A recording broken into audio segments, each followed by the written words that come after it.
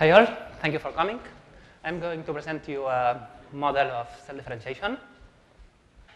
We have that, well, let me start with a biological introduction. We have that tissues in hierarchical organisms exhibit a hierarchical structure where there is only a small number of cells which has the potential for indefinite division. These cells are called stem cells. And the descendants of these cells can either be other stem cells or start a process of maturation and become transient amplifying cells.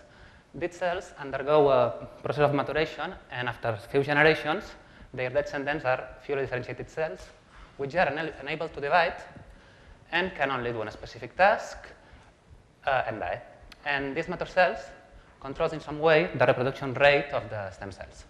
If you need more mature cells to do some task, then the proliferation rate of the stem cells will increase. And there are a lot of unknown things about this process. For instance, the length of the differentiation cascade, that is the number of intermediate states between the stem cells and the mature cells.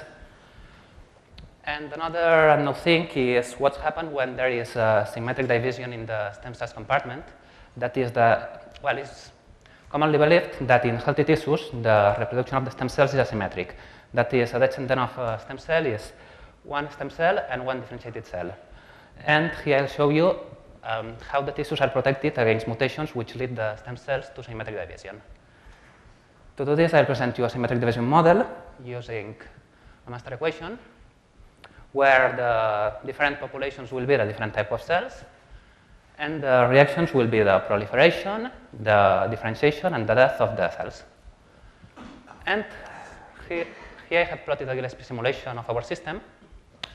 The red curve is the number of stem cells, and the green curve the number of mature cells. And what we see is that we have a small number of stem cells, so there can be fluctuations due to stochasticity. And after some time, it can be transported to the mature cells compartment. For instance, here we have an increment in the stem cells. And after some time, which depends on the length of the differentiation cascade, it's transported to the mature cells. Here we have more mature cells than what we need. So the stem cells will stop reproducing, and they will decrease. And due to the delay, there can be some fluctuations which can kill the whole system. And thinking and what we are interested is in which is the most probable path which lead to the metastable state, this one, to an extinction. We're interested in this because the paths which lead to an extinction will be close to this one if the system is big. And there are different ways to find this path. For instance, you can do a lot of Gillespie simulations and see which ones are the most probable paths. And another one is to minimize this operator. I will explain something about it. To obtain it, you have to assume that the fluctuations around the metastable state are Gaussian distributed. And in this operator, the phi is the function which counts the number of differential reactions that has happened. And the Cj are the rates of the reactions. So you have to minimize this operator subject to boundary conditions, which are that at time 0 you are at the initial state, and at final time you are at the final state. This operator has a minimum, and you can prove that it's unique.